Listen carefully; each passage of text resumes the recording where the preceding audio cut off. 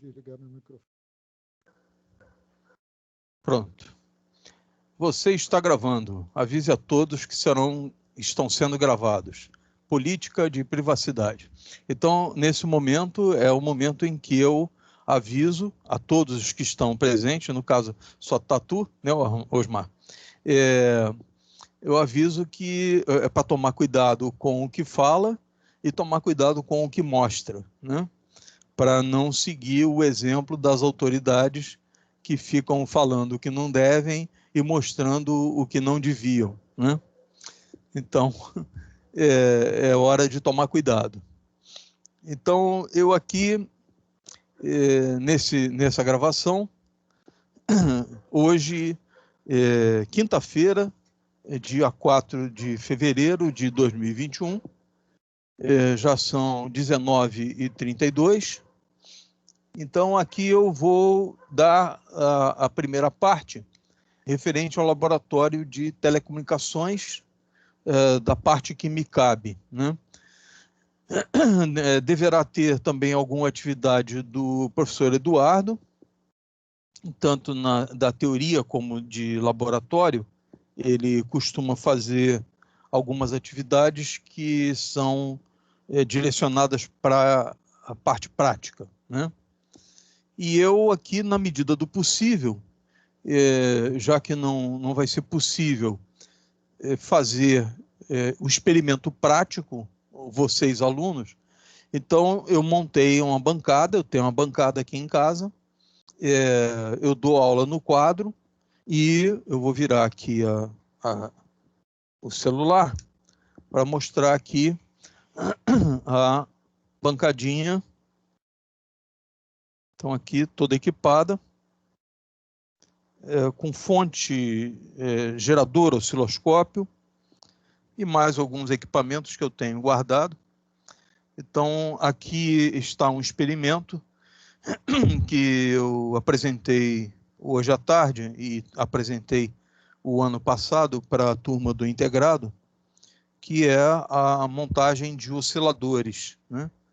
Então, aqui está mostrando no osciloscópio a fonte de alimentação aqui com 6 volts e um oscilador Hartley aplicando aqui no osciloscópio, gerando lá uma frequência de 36 kHz. E um oscilador a cristal, outro oscilador a cristal, e tem aqui um aparelhinho que eu vou aproveitar e mostrar agora na gravação. Então, vamos voltar para cá, para o quadro.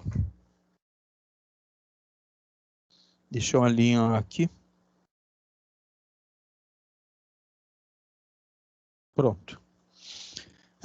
Está alinhado. Parte de baixo do quadro. Ok. E, então, eu pretendo misturar um pouco. É claro que, infelizmente, a maior parte vai ser uma teoria exposta aqui no quadro. Deixa eu apagar a luz aqui, que está refletindo. A maioria vai ser a exposição aqui no quadro.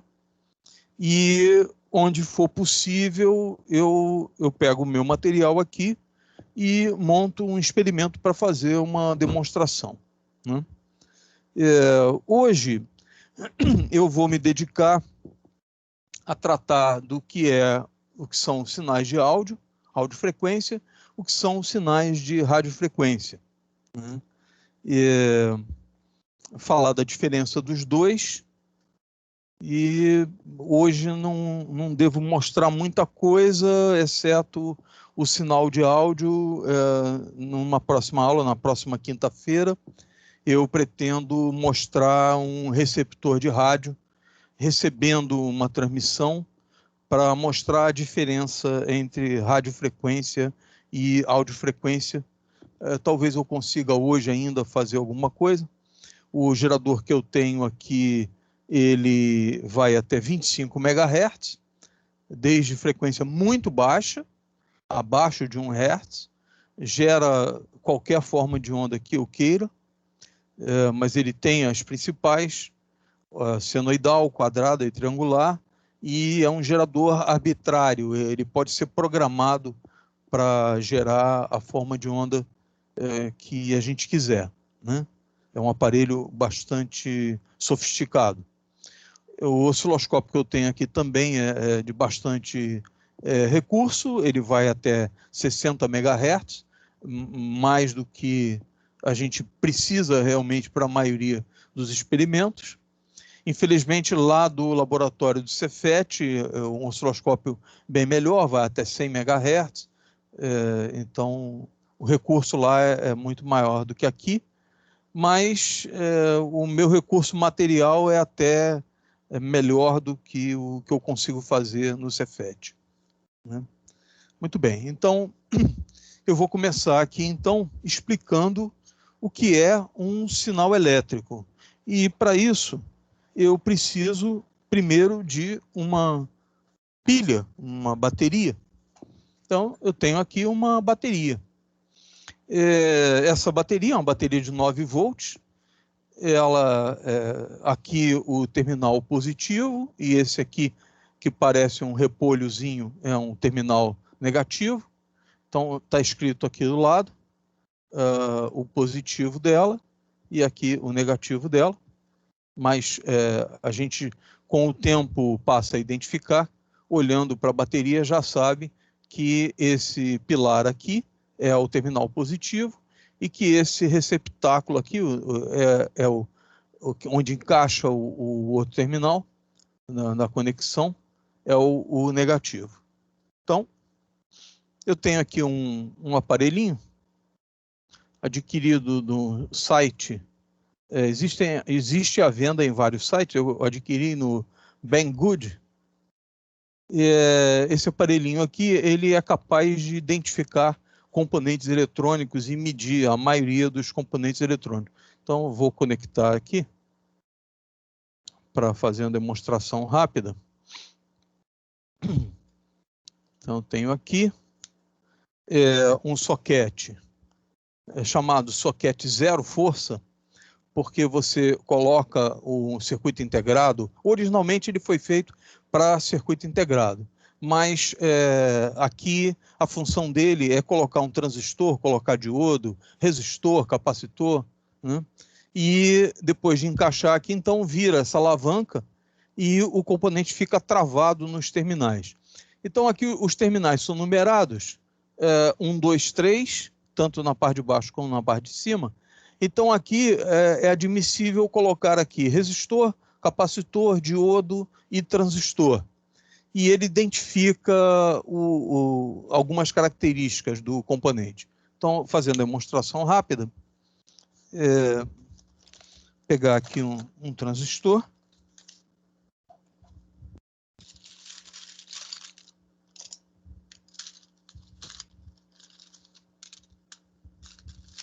Então, primeiro, um transistor. Se eu ligar ele sem nada, ele faz o teste, mede a tensão da bateria e depois ele indica, eu vou pressionar de novo, ele indica a tensão da bateria e depois ele indica que não há componente, não identificou nada. Então, ou o componente está danificado. Eu vou colocar aqui os 3 terminais do transistor, não importa a posição. Então, isso é ótimo, inclusive, para identificar os terminais do transistor. Não só testa o transistor, mede o beta dele, mede a tensão de polarização da base, a polarização direta da base. Então, eu encaixo ele aqui e viro a alavanca.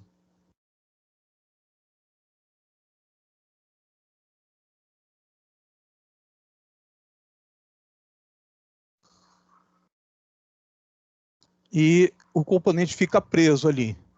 Então, ele está encaixado nos 3 primeiros terminais. Não estou preocupado com a sequência.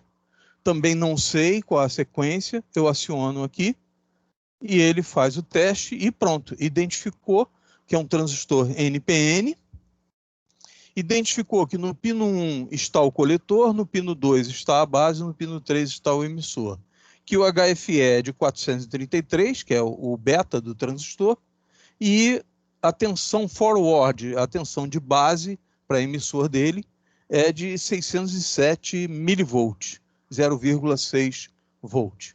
Então, é um transistor de silício com um beta de 433 e já identificou os terminais.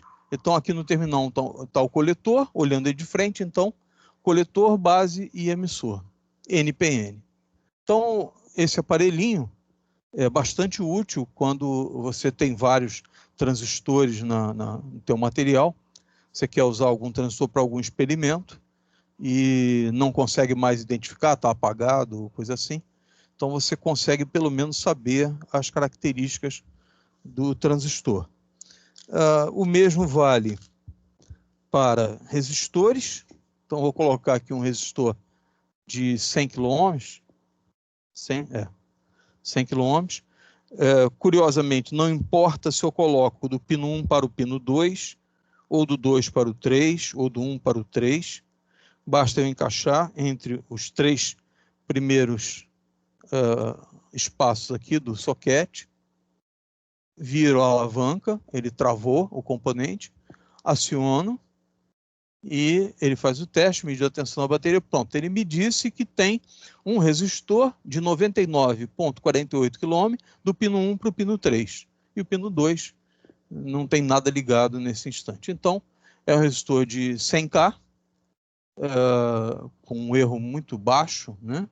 99,48, um resistor de 100K. Então, está aproximadamente 500 ohms fora do valor nominal dele, né? E serve também para identificar valores de capacitores. Então, eu vou colocar aqui um capacitor eletrolítico, não importa a polaridade, ele faz a reversão e testa numa polaridade e na outra, ele aplica uma pequena corrente, então eu vou encaixar aqui, é um capacitor eletrolítico. Esse daqui, deixa eu ver aqui na luz, esse daqui é um capacitor de 100 microfarad, 25 volts. A tensão, ele não testa a tensão, óbvio, né? Seria querer demais. Então, é um capacitor de 100 microfarad. Vou iniciar o teste. Testando. E aqui ele disse que tem um capacitor de 96,22 microfarad do pino 1 para o pino 3. Disse que a perda dele é 1,3% e a resistência interna dele é 0,31 ohm, a resistência série. ESR. ESR, aparece escrito ali, é a resistência série interna do capacitor. Essa resistência, ela diz a qualidade do capacitor. Quanto mais baixa a resistência, melhor é o capacitor. Então, para fontes de alimentação, principalmente as fontes chaveadas, que trabalham em frequência alta, quanto mais baixo o ESR, melhor, né? Esse aqui está bem baixo, é um capacitor de 100 microfarad de boa qualidade. Posso fazer aqui um outro teste com outro capacitor, só para verificar. Vou fazer a mesma coisa. Esse daqui é um capacitor eletrolítico de 150 microfarad, 25 volts, também é da Siemens. O outro laranjinha é da Siemens, né? Esse aqui também é, então eu vou colocar aqui. Pronto, está instalado aqui do pino 1 para o pino 3. Vou iniciar. E pronto. Então ele identificou ali, resistência ESR, resistência interna 0,22, perda 0,6%, 146,6 microfarad, sendo que era um capacitor de 150, né? Então ele está aqui cerca de 3,4 microfarad abaixo, está uma ótima tolerância, uma ótima variação, um erro muito baixo. E a perda dele aqui 0,6%, baseado na na quantidade de energia, quando aplica energia, a quantidade de energia que ele armazena e a quantidade de energia que ele dissipa, porque na hora que você carrega um capacitor, circula a corrente pelos terminais. Se a resistência interna dele é muito alta, significa que ele gera calor nesse momento da carga e no momento da descarga dele, né? Então, numa fonte de alimentação, ligada na rede elétrica de 127 volts, 60 Hz, ou 220, 60 Hz, retificação de onda completa significa que ele recebe recargas 120 vezes por segundo, né? E cada vez que ele recebe recarga, ele gera calor nos pulsos de recarga. Durante a descarga, ele gera calor também. Então, baseado aqui nesse percentual, você tem uma ideia da quantidade desperdiçada de energia, a quantidade baixa, 1% da energia é desperdiçada sob a forma de calor. Como é um capacitor de baixo valor, 150 microfarad, a quantidade de energia também é baixa. Então, a quantidade de calor gerada também é baixa. Se fosse um capacitor eletrolítico de fonte de alimentação, por exemplo, de 10.000 microfarad, 1% é bastante coisa, gera bastante calor. Embora 1% não seja significativo, né? É uma perda baixa, mas gera uma quantidade de calor, porque a quantidade de energia armazenada também é muito grande, né? Muito bem. E, por último, eu posso fazer um teste de diodo aqui. Deixa eu pegar um diodinho. Eu só tenho um diodão. Então, eu vou tentar encaixar aqui um diodão. Só um instantinho que eu já mostro. Isso aqui realmente é um diodão. É tão grande que ele não entra no soquete. Então, vai ficar para outra hora. Então, o diodo... Eu não tenho outro diodo aqui à mão. Então, isso eu posso testar. Um outro capacitor de poliéster. Mostrar aqui, então, esse aqui é um capacitor de poliéster.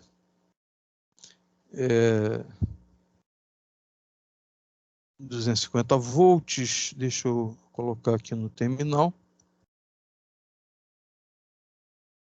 Só um instantinho.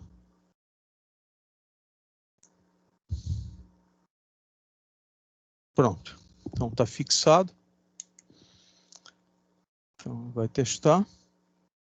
Óbvio que ele não diz, mas está aqui, 47 nanofarad. Então é 47.000 picofarad, ou 0,047 microfarad.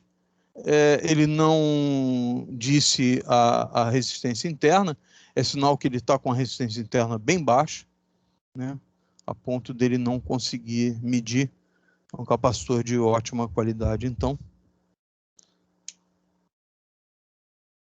Então, agora vamos passar dessa demonstração. Vamos, então, para...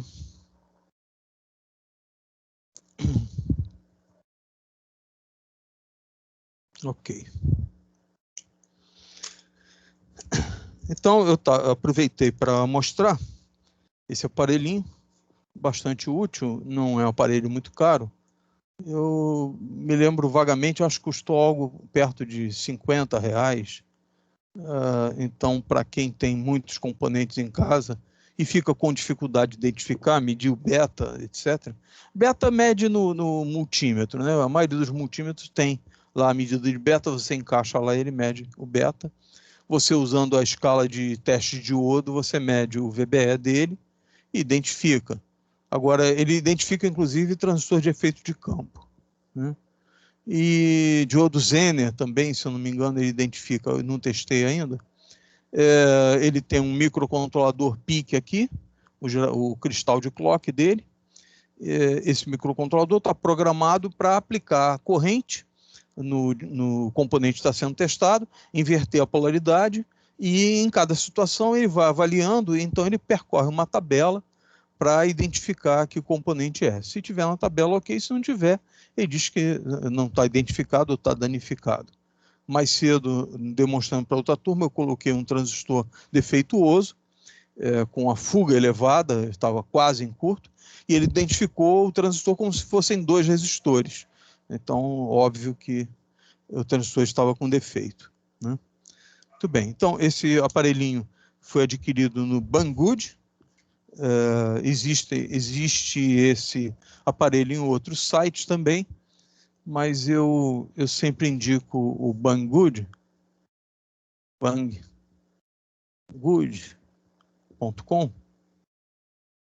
Ele cobra um pouco mais caro, mas ele cobra frete, inclusive ele cobra uma taxa de rastreio, mas o material enviado por ele normalmente não extravia, né? E você acompanha o tempo todo. Quando bate na Receita Federal, geralmente em Curitiba, você acompanha. Se for um produto com valor insignificante, eles costumam liberar. E quando é um produto mais caro, como uma fonte de alimentação, por exemplo, eles têm uma taxa de 60% do valor. Então, dependendo do que você comprar do exterior, você tem que levar em conta que pode custar aquele preço que está ali tabelado na venda do produto, mas pode ter 60% de imposto, né? E quando é frete grátis, você fique de olho, porque pode bater no correio e o correio vai te cobrar R$ 15 para fazer a entrega, né? É sinal que não veio taxado a remessa de lá do exterior, e o correio, então, muito justamente, cobra o serviço dele, né? Que não é pago por lá pelo remetente, né? Muito bem, então Banggood, o AliExpress também vende, o Gearbest também vende. Eu costumo comprar no Banggood pela segurança, apesar de custar aí um pouquinho mais, mas é pouca coisa mais, mas é a segurança da remessa, né? Tenho comprado muitos componentes e até material para aula aqui, né? Bom, então a respeito do sinal elétrico,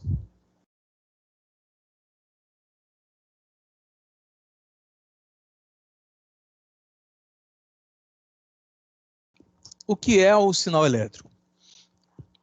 O sinal elétrico é uma fonte de tensão, basicamente, pode ser uma fonte de corrente também, corrente controlada, mas aqui o meu exemplo é uma fonte de tensão constante. Então, uma bateria de 9 volts, terminal positivo, terminal negativo. Se você pegar essa bateria e ligar num alto-falante, vai fazer um barulhinho ou um barulhão, depende da tensão da fonte. Então, eu vou tentar reproduzir aqui e aqui eu aproximar do microfone. Quando você coloca uma tensão num alto-falante, esse aqui é um alto-falante daqueles pequenininhos usados em gabinetes de computador, né? Também nos radinhos transistorizados, é um Rokutone fabricado no Japão, né? Antigo isso aqui. Tem um modelo até dele, 57P17, e 0,2 watts de potência e impedância de 8 ohms, né? Então, a potência é 0,2 watts e a impedância dele, 8 ohms. A impedância de um alto-falante, quando é especificada, ela é para 1 kHz. Então, a medida dela a 1 kHz. Quando muda a frequência, a impedância muda. E o objetivo, por exemplo, de usar uma caixa de som num alto-falante, um deles é que você tente tornar a impedância do alto-falante plana para qualquer frequência que você pretenda ouvir. Então, porque numa música que é muito rica em tons de áudio, né? Desde frequências, por exemplo, que você nem percebe, como 30 Hz, 100 Hz, por exemplo, uma frequência muito baixa para o nosso ouvido, né? 50 Hz, 60, até frequência muito alta também, que a maioria de nós não consegue ouvir, como 18 kHz, 19 kHz, 20 kHz. Imagine que isso aplicado num alto-falante feito para ter uma impedância de 8 ohms na frequência de 1 kHz, quando você aplica música, esse espectro muito grande vai encontrar impedâncias diferentes e vai ter, então, por causa disso, potências diferentes para cada frequência de áudio que você está ouvindo, o que é péssimo, porque o ideal seria que a impedância fosse sempre a mesma para qualquer frequência, de forma que quando você ouvisse uma música, você ouvisse exatamente o que foi gravado. Então, um violino tem uma intensidade durante a gravação, um contrabaixo tem uma intensidade durante a gravação, e como eles estão nos extremos do espectro audível, baixa frequência o contrabaixo, e um baixo e um contrabaixo, e em alta frequência no violino, né? Então, nesse caso, o rendimento na música ele ficaria diferente durante a reprodução. O objetivo, então, é fazer uma tentativa de que a quantidade de energia entregue para o ambiente corresponda àquela que havia durante a gravação, quando o microfone estava captando os instrumentos, o cantor e etc., né? Então, por isso existe um dos objetivos da caixa de som é esse. A caixa de som costuma ter um segundo objetivo, aquela chamada bass reflex, que é aquela que tem aquela janelinha, um duto, que é eliminar a frequência de ressonância do alto-falante.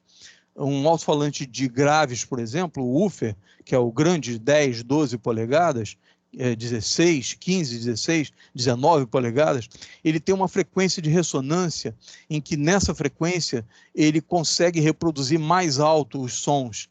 Então, como nosso objetivo, um deles, é tornar plana a resposta de som, igual para todas as frequências, um dos objetivos da caixa de som é amortecer esse pico de resposta que o alto-falante tem na ressonância dele, né? Então, principalmente o alto-falante de graves, né? O woofer, ele tem muito desse problema.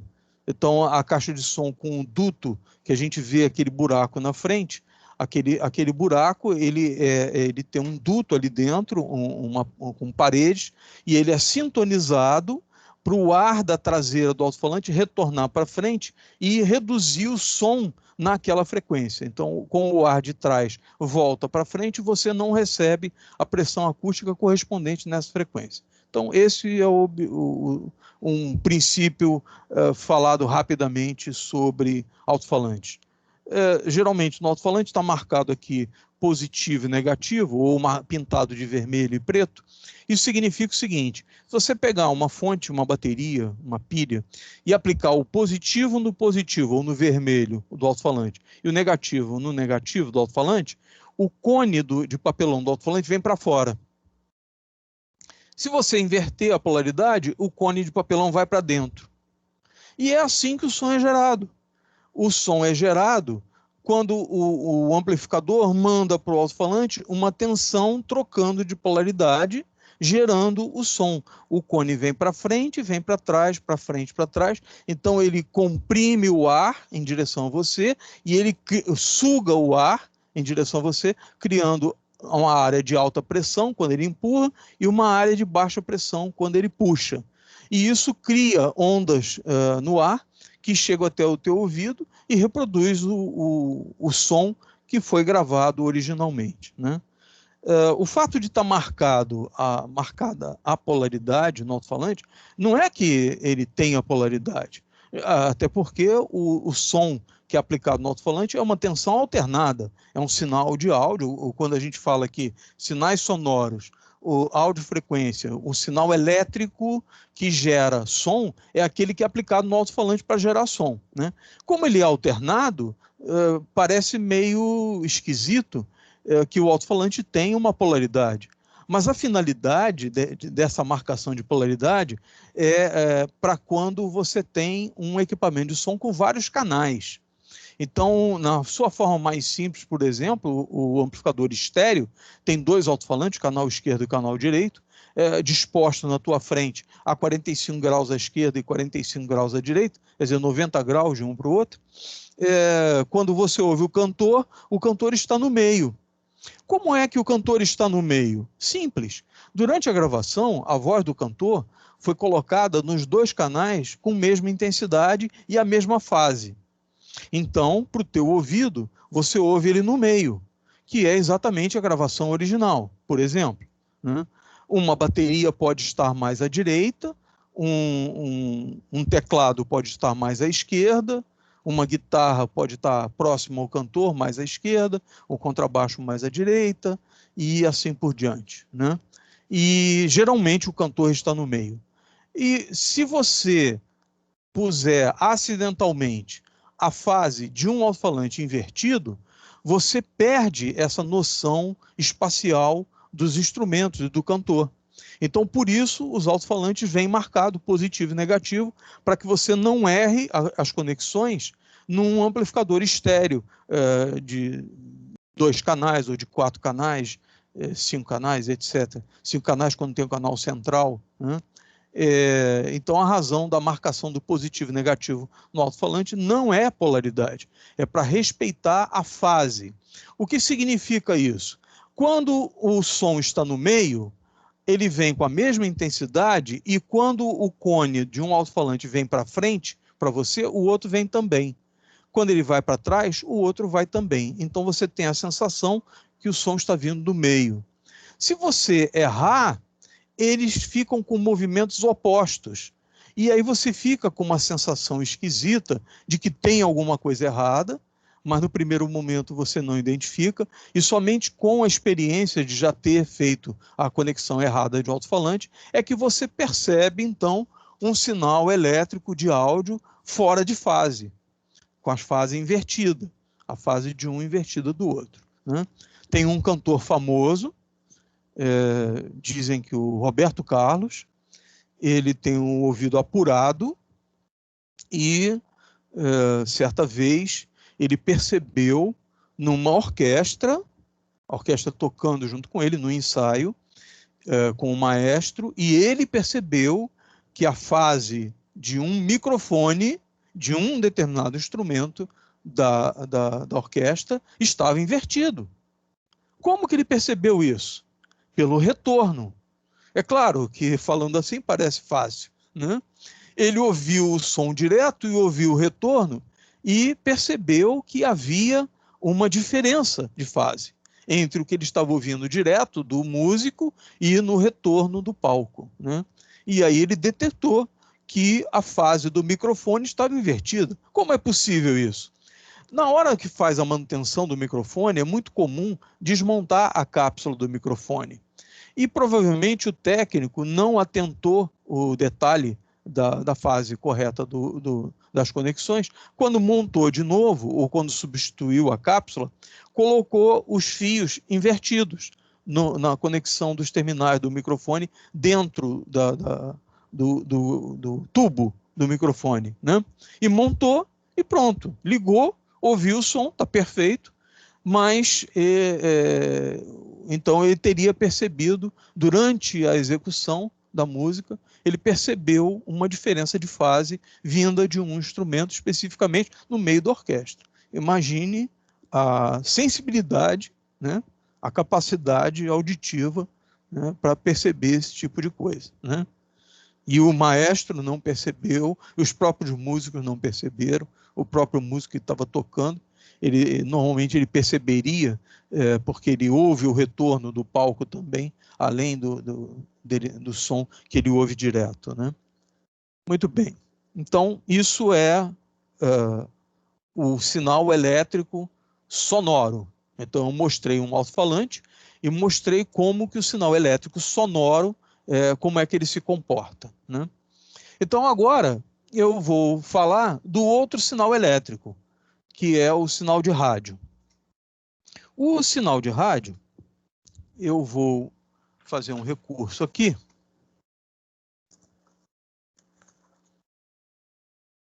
Só um instantinho, estou terminando essa parte. Eu tenho aqui um receptor de rádio.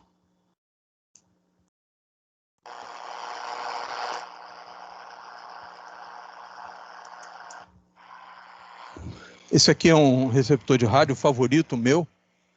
né? Eu coloquei aqui, vou colocar... Deixa eu escolher...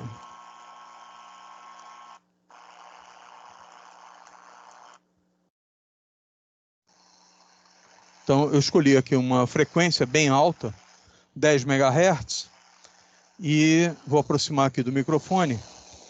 Então, aqui está um chiado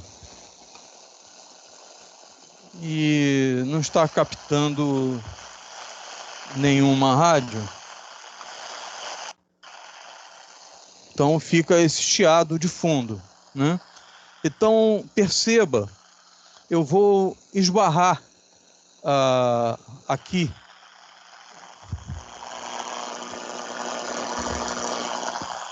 Eu vou esbarrar aqui na bateria.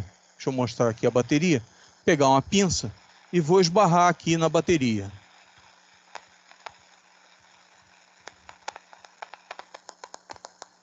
Então, quando eu fecho um curto momentâneo aqui, ó, o rádio percebeu eu fechando o curto-circuito da bateria. Não é estranho? Né? Se eu pegar um alto-falante e fizer algo parecido, o alto-falante não vai movimentar, porque ele não está recebendo energia. Então, o que está acontecendo aqui? Essa bateria, a pinça, eu fecho o curto na bateria e o rádio se manifesta. O que aconteceu? Quando eu esbarrei a pinça nos contatos da bateria, fechei um curto-circuito nela, passou uma corrente aqui na ponta dos terminais da pinça. E essa corrente passando aqui gerou um campo magnético em volta da pinça. Esse campo magnético irradiou pelo espaço. É claro que ele não vai muito longe, porque não é muito potente. Você pode tentar fazer isso na rede elétrica, né? E raspa um fio fechando um curto na rede elétrica, um curto-circuito, vai gerar um campo magnético muito forte. É claro que vai sair fumaça, vai fazer chuim e depois vai fazer pof. Ou talvez não dê tempo nem de fazer chuim, vai fazer pof e vai explodir na tua cara direto. Então eu fiz aqui na bateria e aí gera um sinal elétrico irradiando pelo espaço um campo magnético variável, um campo eletromagnético, porque foi gerado por uma corrente elétrica, não é um ímã permanente, é um campo elétrico, é um campo magnético gerado por uma corrente elétrica e irradiou até a recepção, até a antena do rádio, que estava aqui próximo, né? Irradiou até aqui.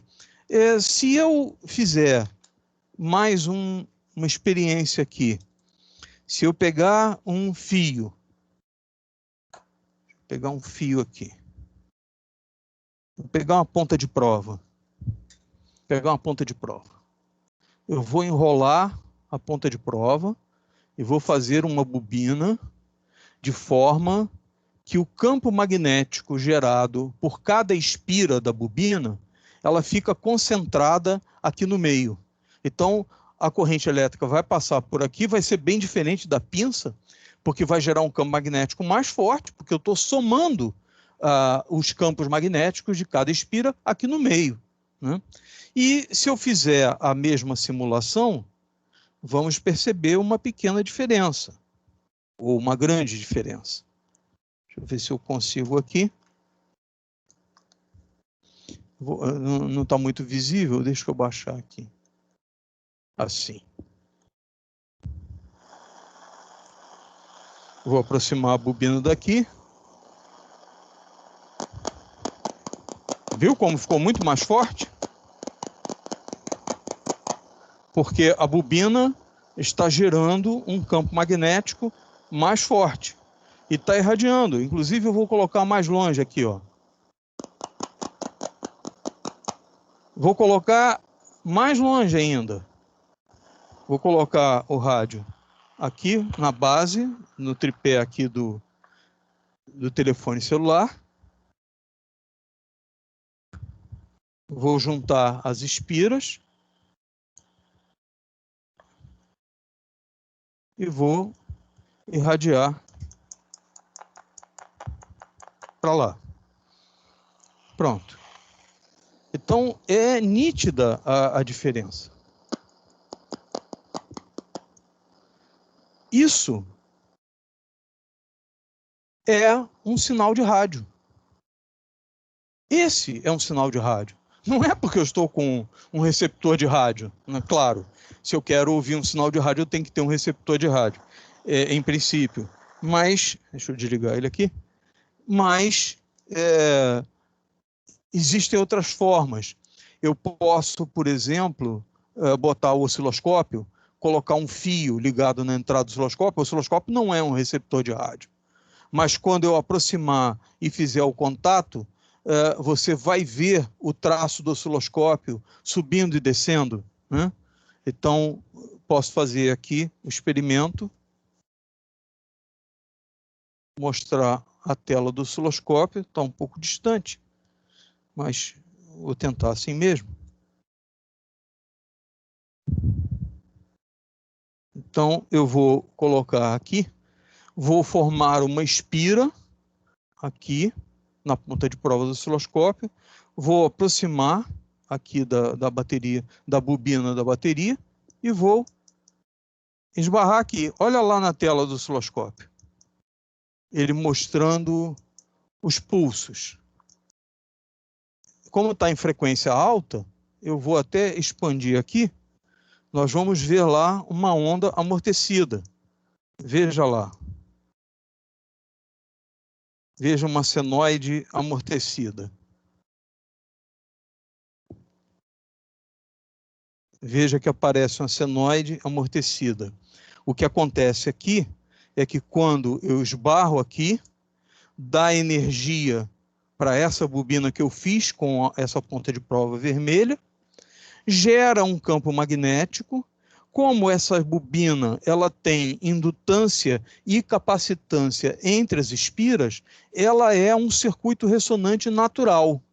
Toda bobina tem esse efeito. Toda bobina tem a indutância e tem a capacitância associada a ela. Então, ela sozinha já é um circuito ressonante. Quando eu faço um sinal assim, agora não vai dar para ver porque a ponta de prova está muito longe. Eu vou aproximar aqui e estou aqui a 5 centímetros da ponta de prova em curto, essa daqui. E o osciloscópio mostrou. Vou botar aqui. Estou aqui, ó, eu vou colocar aqui bastante sensível. 20 milivolts. 20 milivolts, vamos ver. E a oscilação amortecida ocorre por causa da frequência de ressonância natural da bobina. Veja, olha a distância que está, 1 palmo.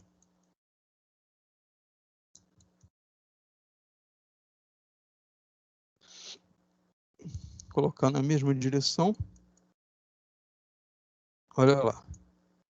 É claro que tem que coincidir também o momento que eu toco aqui e a varredura do osciloscópio, mas veja,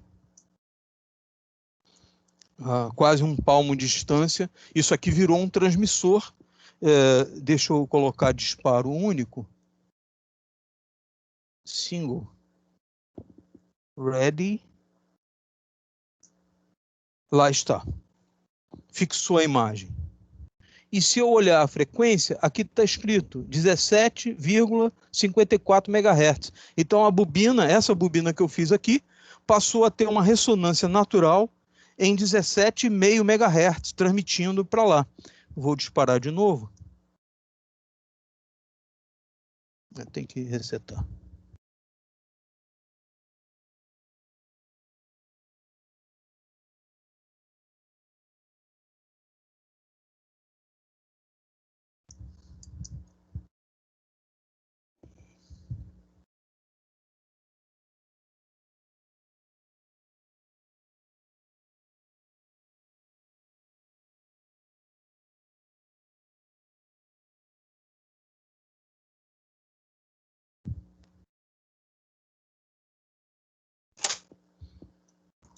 Então, vou disparar de novo.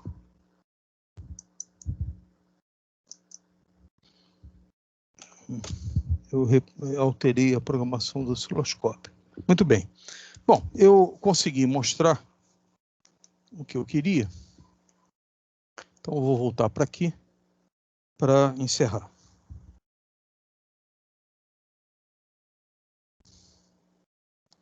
Então, meu objetivo era mostrar qual é a diferença entre um sinal elétrico e um sinal elétrico de audiofrequência e um sinal elétrico de radiofrequência.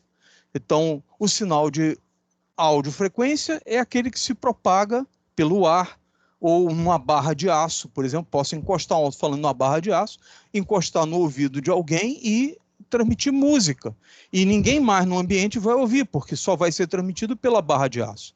Isso também é uma onda sonora, é uma onda mecânica, está se propagando apenas num outro meio, em vez de ar. Pode ser na água também, no ar, na água, no sólido, no líquido, no gasoso, tanto faz. Todos esses são ondas sonoras, né? Se tiver na faixa audível, é som audível. Se tiver acima da faixa audível, acima de 20 kHz, é ultrassom. E 10 MHz, por exemplo, é ultrassom. No ultrassom, na ultrassonografia, por exemplo, pode-se usar 10 MHz para gerar um som mecânico, por exemplo, para examinar um neném na barriga da mamãe. Por exemplo, é um eco mecânico, é uma onda mecânica, é um som. Como está acima da faixa audível, nós chamamos de ultrassom. Mas é uma onda sonora. Não é audível para nós, mas é uma onda sonora. Uma onda sonora de 10 MHz. Um sinal elétrico de 10 MHz, o gerador gera. Mas se em vez de eu botar num alto-falante e gerar a vibração em 10 MHz, a vibração mecânica, se eu puser num fio de antena, numa bobina, e o campo eletromagnético se espalhar pelo espaço, você chama de radiofrequência. Os dois teriam 10 MHz, mas qual é a diferença entre o ultrassom de 10 MHz e uma radiofrequência de 10 MHz? O meio de propagação, a forma como se propaga no espaço. Então, quando é onda eletromagnética variável, um campo eletromagnético gerado por um gerador de frequência alta, né, você chama de radiofrequência. Quando é uma onda mecânica, no ar, no sólido ou no líquido, né, no gás, sólido ou líquido, você chama de audiofrequência. Pode ser um som audível ou subaudível até, por exemplo, 30 Hz, 20 Hz, como pode ser o ultrassom, acima de 20 kHz, acima da faixa que os humanos conseguem, alguns humanos conseguem ouvir. Muito bem, então eu vou dar por encerrada. Osmar, muito obrigado, Osmar, muito obrigado pela tua presença. Os outros alunos, então, estão convidados a assistir esse vídeo. Eu vou postar o link, né, desse vídeo no grupo, para que depois assistam. E eu vou encerrar essa parte, então, do Laboratório de Telecomunicações. É a primeira aula, a nossa primeira aula, né, correspondente ao 4º período, né? E então eu vou encerrar a gravação e vou abrir a gravação, então, lá na outra reunião do Teams, que corresponde à tecnologia. Então, lá eu vou fazer uma introdução também. Não pretendo que seja demorada essa introdução. Tecnologia, principalmente tecnologia, eu pretendo apresentar vários vídeos que já estão gravados, né, para que sejam assistidos. As nossas provas, as minhas provas, né, aqui no caso do laboratório, ainda temos Adriano e o professor Eduardo, né? Então, eles vão criar a avaliação deles, vão dar as aulas deles, vão criar o método de avaliação deles, seja por frequência, seja por questões aplicadas no trabalho, algo assim. E eu pretendo avaliar os alunos aplicando prova na seguinte forma. Eu vou passar para vocês o link de vídeos de aula focados nas questões de prova, né? E, num dado momento correspondente aos vídeos dos exercícios para a prova, eu vou passar para vocês o vídeo da prova, né? E vou dar as instruções, que serão assim: a prova vai ser manuscrita numa folha de caderno. Você, depois que fez a prova, você vai ter uma semana, pelo menos, para fazer a prova, sem consultar os vídeos que eu estou mandando, não é para consultar colegas, né? Então, eu vou mandar o link dos vídeos correspondente às questões de prova. Vocês vão poder consultar os vídeos. As questões de prova serão baseadas nesses vídeos de exercício para a prova. Vocês farão a prova numa folha de caderno, vão tirar uma fotografia da prova e mandar para o meu e-mail oficial, aridio.paiva@cefet-rj.br.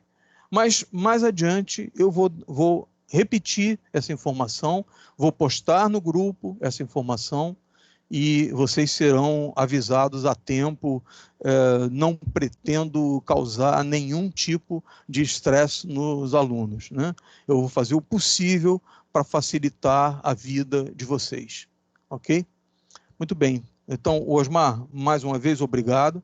Osmar, eu vou encerrar a gravação aqui, eu vou sair dessa equipe e vou entrar na reunião correspondente à aula de tecnologia, imediatamente. Ok, Osmar? Me dá um ok, tá bom? Tá bom. Ok. Tá bom. Então, vamos lá. Encerrando aqui a gravação e saindo dessa reunião, vou entrar então na reunião de tecnologia 4.